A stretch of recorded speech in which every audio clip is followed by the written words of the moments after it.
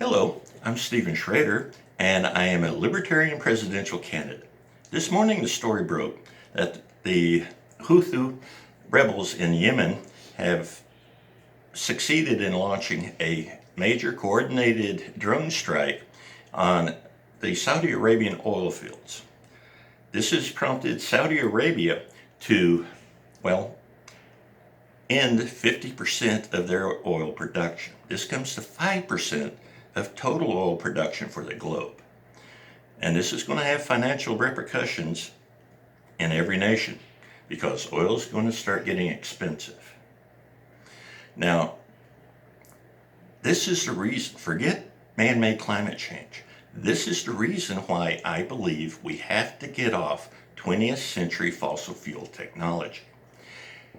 Now, our civilization wouldn't have survived the 20th century on 19th century horse and buggy technology.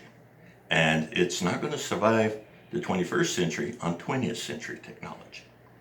Meanwhile, all the green and renewable energy that the liberals are putting up and promoting, totally inadequate. What are you going to do to get energy in Alaska? Yeah, they have 24 hours of sunlight in the summertime, but then they have 6 months of darkness in the wintertime.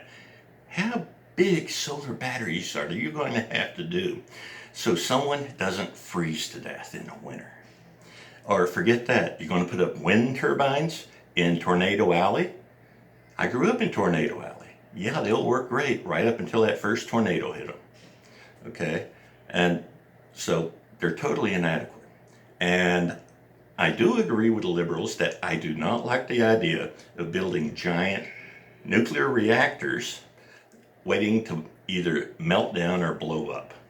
How many 3 Mile Island? How many Chernobyls? How many Fukushimas do we have to have before we realize that this is a bad idea?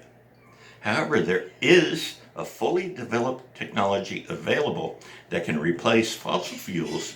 According to my research and estimates, over 95% of their uses. And it was fully developed over half a century ago. It is the most dependable, long-lasting, and safest energy technology that our current science can develop. Matter of fact, it's so safe, long-lasting, and dependable, it's used to power pacemakers and NASA deep space probes such as Voyager. And its atomic batteries, which are nothing more than a sliver of radioactive material. Normal fission gives off incredible numbers of free electrons. So you take the sliver, surround it with a contoured copper coil, and seal it in an armored shell. And it will produce energy dependably and on a certain level depending on the half-life of the element. Now, if these are so good, why haven't they already come into widespread use? Well, the reason is that the government, the U.S. government, has made them prohibitively expensive through massive overregulation. For example, they only allow one radioactive isotope to be used. And while it is safe and stable when it's been processed, the processing of it is dangerous, highly radioactive, and corrosive. In other words, but technically any radioactive isotope can be used. Just think of it. No more Fukushimas, no more Deepwater Horizon oil spills, no more wildfires caused by power lines, no more vulnerable national power grid. Each individual item we can convert virtually our entire civilization instrumentality over to this. And the sky's the limit. As far as element availability goes, we've been trying to figure out what to do with all that radioactive waste we've been building up, and we can always make more. Now, I know what the liberals are going to say. They're going to start screaming, dirty bomb, dirty bomb, dirty bomb.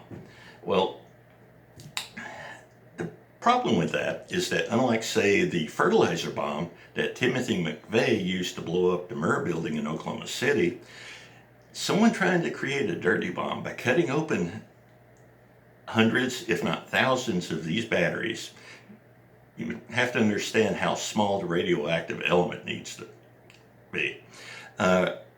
is going to release radiation. And even if they don't care about being eventually killed by the radiation poisoning, that radiation is going to be detectable. And we already had radiation detectors for over a century. They're cheap and readily available either at your local hardware store or online. And yes, I can see radiation detectors going up everywhere with this. Now, as for the energy companies, these are the fossil fuel industries. These are the ones that got the government to make them so overly regulated, because this would put a cut in their profits. Well, to them, I'd like to say, you're the industries that are already used to processing and handling massive amounts of hazardous material. You would be the perfect ones to convert over to producing these batteries. You've already got the infrastructure built in. Now, as for the rest of the world, this will trigger an industrial revolution to bring prosperity to every corner of the globe as we convert virtually our entire civilization instrumentality over. The one area where I haven't been able to figure out, I don't think it'll work, is jet engines. I'll live with it. Now, if you like this video and would like to see others in this series, you can either go to my campaign website, Sschrader, Schrader, for president, the number 2020.com, or you can go to Facebook and type in S. Sschrader, then the word campaign. All the videos will show up there.